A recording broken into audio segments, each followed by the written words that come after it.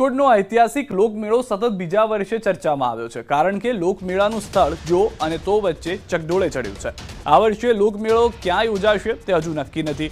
Racecourse ગ્રાઉન્ડમાં યોજાશે કે પછી 150 ફૂટ રોડ પર, તેને લઈને હજુ કોઈ સ્પષ્ટતા નથી થઈ।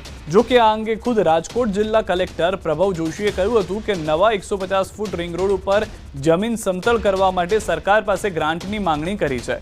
ગ્રાન્ટ સમયસર આવી જશે તો લોકમેળો નવા 150 ફૂટ રિંગ રોડ ઉપર યોજાશે। ત્યારે હવે આગામી સમયમાં લોકમેળો ક્યાં યોજાશે તે સરકારની ગ્રાન્ટ સમયસર મળે છે કે કેમ તેના પર આધાર રાખે છે। ગયા વર્ષે લોકમેળામાં એસઓપીને લઈને રાઇડ સંચાલકો અને કલેક્ટર તંત્ર વચ્ચે અંત સમય સુધી વિવાદ ચાલ્યો હતો અને આ વખતે લોકમેળાના સ્થળને લઈને વિવાદ જોવા મળી રહ્યો છે। તો લોકમેળાના સ્થળને લઈ કલેક્ટરનું નિવેદન, લોકમેળાને સ્થળ માટે રિંગ રોડની જગ્યા નક્કી કરી છે। જમીન સમતલ કરવા સરકાર પાસે ગ્રાન્ટ માંગી છે। સમયસર ગ્રાન્ટ મળે તો રિંગ રોડ પર યોજાશે મેળો। સ્થળ માટે અમે જે રિંગ રોડ જે છે ત્યાં એક જગ્યા આઈડેન્ટિફાય કરી છે, એને સમતલ કરવાની ગ્રાન્ટ જે છે એ સરકારશ્રીમાં આપવામાં આવશે। સરકારશ્રીમાં અમે એની માંગણી કરવામાં આવશે। અમારો પ્રયાસ છે કે સરકારશ્રીમાંથી ગ્રાન્ટ મળ્યેથી જો એની લેવલિંગ સમયસર થઈ જાય તો એ બહાર શિફ્ટ કરવામાં આવશે। વધુ માહિતી મેળવીશું ન્યૂઝ રીન સંવાદદાતા હાર્દિક અમારી સાથે જોડાઈ ગયા છે। હાર્દિક, હવે લોકમેળા માટે ક્યાં જવાનું છે તમારે? રાજકોટવાસીઓ ક્યાં જશે લોકમેળા માટે? જી સિદ્ધાર્થ, એ જ મુદ્દો છે તે અત્યારે લોકમેળાનો મુદ્દો છે તે ચર્ચાના ચકડોળે ચડ્યો છે, કેમ કે હવે લોકમેળાને માત્ર 2.5 મહિના જેટલો સમય બાકી છે। આમ છતાં લોકમેળાનું સ્થળ છે તે નક્કી નથી થયું। ખાસ કરીને આ રાજકોટનો આ રેસકોર્સ ગ્રાઉન્ડ છે, અહીંયા છેલ્લા 22 વર્ષ જેટલા સમયથી આ લોકમેળો યોજાય છે, પરંતુ જે ગયા વર્ષે ટીઆરપી અગ્નિકાંડની ઘટના બની હતી અને એમને લઈને સુરક્ષાને લઈને પણ અનેક સવાલો ઉઠ્યા હતા। ત્યારબાદ આ જે છે રાજકોટનો આ મેળો છે, આ જગ્યાએ મેળો યોજો કે અન્ય જગ્યાએ, તે સૌથી મોટો સવાલ ઉઠ્યો હતો, કેમ કે આ રાજકોટનું જે રેસકોર્સ ગ્રાઉન્ડ છે જ્યાં છેલ્લા 22 વર્ષથી આ લોકમેળો યોજાય છે, ત્યાં આસપાસમાં પણ બહુ ગીચતા છે। આ ઉપરાંત ટ્રાફિકના પણ અનેક પ્રશ્નો પણ છે તે ઊભા થઈ શકે છે। લોકમેળા દરમિયાન આશરે 5 દિવસીય લોકમેળા દરમિયાન 5 થી 7 લાખ લોકો છે આ લોકમેળાની મુલાકાત લેતા હોય છે। એવા સમયે જો આ ગીચ વિસ્તારમાં કોઈ નાની અમથી દુર્ઘટના બને તો પણ મોટી જાનહાનિ સર્જાઈ શકે તેમ છે। આ તમામ બાબતોને ધ્યાનમાં રાખીને જિલ્લા વહીવટી તંત્ર દ્વારા નવું સ્થળ શોધવા માટેના પ્રયાસો હાથ ધરવામાં આવ્યા હતા, જેમાંથી રાજકોટ શહેરનો 150 ફૂટ રોડ છે એ જગ્યા પસંદ કરવામાં આવી હતી, પરંતુ આ જગ્યા છે તે જે જગ્યા પસંદ કરવામાં આવી છે તે જમીન ક્યાંક અસમતોલ છે। એના માટે સરકાર પાસેથી ગ્રાન્ટ માંગવામાં આવી છે। જો સમયસર ગ્રાન્ટ મળી જશે અને સમયસર જો લેવલિંગ થઈ જશે તો ચોક્કસથી 22 વર્ષ બાદ રાજકોટના લોકમેળાનું સ્થળ બદલાઈ શકે છે।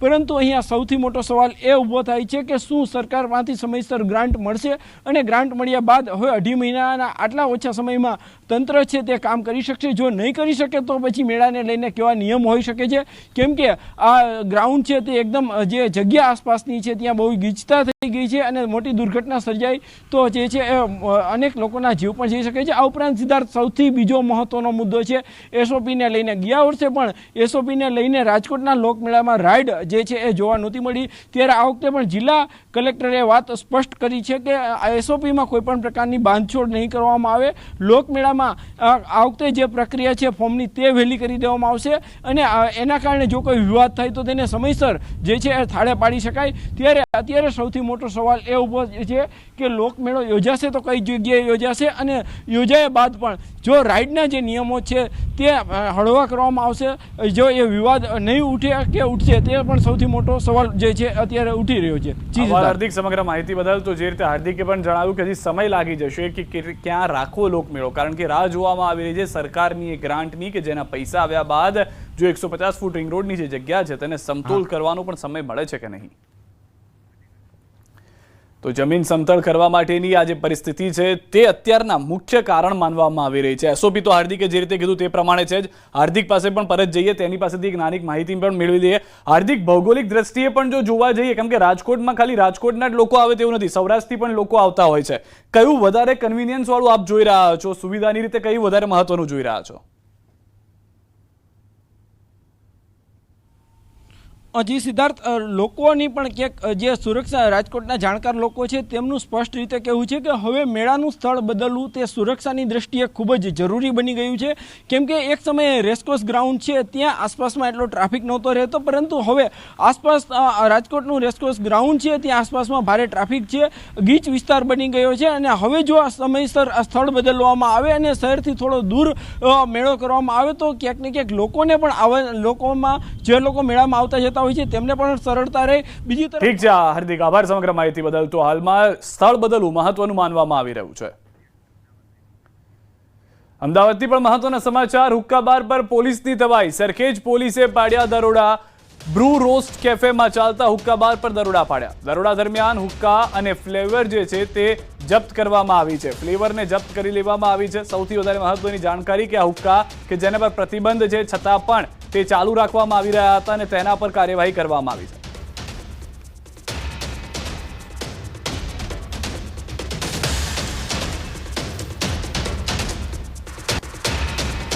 તો આ દ્રશ્યો પણ આપ જોઈ રહ્યા છો કે એક બે હુક્કા કે એક બે ફ્લેવર નહીં, મોટી સંખ્યામાં ફ્લેવર મળી આવી છે. હુક્કાના જે પાઇપ છે, હુક્કા જે છે અલગ અલગ ફ્લેવર કે જેના પર પ્રતિબંધ છે તે તમામ વસ્તુઓ મળી આવી છે. અને હાલમાં જે જાણકારી છે તે પ્રમાણે કદાચ આ લાંબા સમયથી ચાલતી ત્યાં આગળ પ્રક્રિયા હતી, કારણ કે એક બે હુક્કા કે એક બે ફ્લેવર નથી, આખું જાણે પ્રોપર હુક્કા બાર ચલાવવામાં આવી રહ્યું હોય કેફેની યાર્ડમાં તે પ્રમાણેનો માલ સામાન જપ્ત થયો છે. સૌથી વધારે મહત્વની વાત એ છે કે કેટલા સમયથી ચાલતો હતો તેનો હજી સુધી ખુલાસો થયો નથી, પરંતુ જ્યારે દરોડા પાડ્યા તો એક બે નહીં, મોટી સંખ્યામાં હુક્કાનો સામાન મળી આવ્યો છે. જે ફ્લેવર્સ કે જેના પર પ્રતિબંધ છે તે મળી આવ્યું છે. બ્રૂ રોસ્ટ કેફેની અંદર આ કાર્યવાહી કેટલા સમયથી ચાલતી હતી તેને લઈને પણ ટૂંક સમયમાં જાણકારી આપવામાં આવશે. હુક્કા બાર કે જેના પર ગુજરાતની અંદર અમદાવાદમાં પ્રતિબંધ મૂકી દેવામાં આવ્યો છે છતાં મોટી સંખ્યામાં ત્યાં લોકો જતા હોવાની પણ જાણકારી છે તે મળી રહી છે. મોરબી માળિયા મિયાણાના યુવક પર ફાયરિંગ મામલે ચોંકાવનારો ખુલાસો થયો છે. 20 મેના રોજ તરુણ ઉર્ફે ગોપાલ ગામી નામના યુવકને 3 ગોળી વાગી હતી. ફાયરિંગ બાદ ઇજાગ્રસ્ત હાલતમાં તરુણ 10 કિલોમીટર ડ્રાઇવિંગ કરી ખાખરાળા ગામે પહોંચ્યો હતો, જે બાદ પોલીસને જાણ કરતા પોલીસે તપાસ હાથ ધરી હતી. પોલીસ તપાસમાં ચોંકાવનારો ખુલાસો પણ થયો છે. તરુણને ગોળી મારનાર કોઈ બીજી નહીં પરંતુ તે પોતે જ હતો.